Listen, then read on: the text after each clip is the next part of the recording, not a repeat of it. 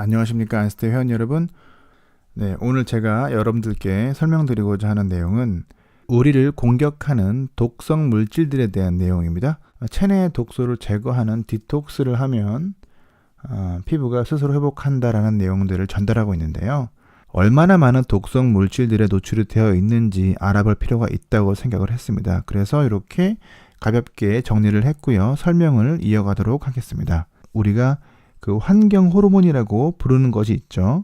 환경 호르몬은 바로 무엇일까요? 환경 호르몬은 화학물질입니다. 화학물질. 그리고 내분비 장애 또는 내분비 교란 물질이라고 합니다. 또 인체의 본연 기능을 점차적으로 상실시키는 겁니다. 그래서 바로 환경 호르몬은 노출될수록 생식 기능이나 면역 기능, 그리고 신경계의 기능 등 뭐 이러한 여러 가지 기능들이 교란이 되고 장애가 일어나는 거죠. 환경 호르몬 같은 경우는 자원의 효율적 개발이라는 명분과 결국 자본주의에 좀 더 혜택을 주기 위함이다. 뭐 이런 형태로 포장을 한다고 볼 수 있습니다. 자동차 배출가스 이런 거 같은 경우 편의를 위해서 우리가 활용하는 거지만 이런 환경 호르몬 물질들이 나오게 되는 거고요. 이런 것들에 노출되면 될수록 마찬가지로 인체 본연의 기능을 상실한다는 겁니다. 계면활성제와 플라스틱에는 그 환경 호르몬이 포함되어 있는데 그 호르몬 중에 하나가 여성 호르몬인 에스트로겐과 비슷한 작용을 하는 화학 물질이 들어있다는 거죠. 비슷한 작용하는 속임수죠.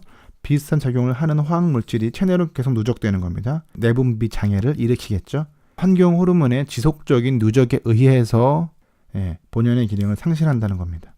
인간과 인류, 이 동물은 사실은 이미 모든 프로그램이 설계되어 있어요. 인체는 쉽게 얘기해서 제가 항상 말씀드리지만 자연스럽지 못한 것을 받아들일 때 그때 가장 혼란스러워하고 그게 누적이 되면 자연스러움이 깨진다. 즉 자연의 섭리가 깨지기 때문에 나타날 수 있는 질병들에 노출된다. 뭐 예를 들어서 종량제 봉투에 쓰레기를 담아서 버리는데 이런 것들은 소각합니다. 소각하고 그리고 자동차 배출가스 그리고 벽지를 바를 때 쓰이는 접착제라든가 시멘트 뭐 이 모든 것들이 다 환경 호르몬을 배출한다는 거죠. 그럼 그런 것들은 결국 인체의 본연의 설계된 프로그램들을 깨트리게 되는 거고요. 본연의 기능을 상실한다는 겁니다. 이것으로만 끝나는 게 아니라요. 우리가 이거를 버리지 않습니까? 버리는 과정에서 그게 토양으로 흘러들어가고요. 우리가 무분별하게 발전시키는 그 발전 과정에서 강으로 흘러가게 되고 또 예를 들어서 우리가 양치질을 하거나 계면활성제를 쓰는 이렇게 샴푸나 화장품이나 세제 치약들을 쓰잖아요. 그럼 이런 것들이 하수도를 타고 들어가서 결국은 최종적으로 바다로 흘러들어가는 거죠.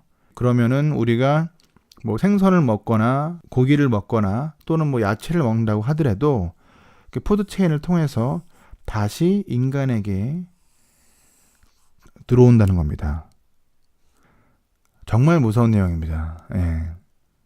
자본주의 사회가 발전함으로써 지구를 오염시키게 되고 있죠. 지금도 눈으로 보이지 않습니까? 뭐 지구 온난화라든가 또는 뭐 오존층이 파괴되는 것들 그런 것들은 인간이 스스로 자기의 생태계를 파괴하는 겁니다. 생태계 파괴가 이루어지는 거죠.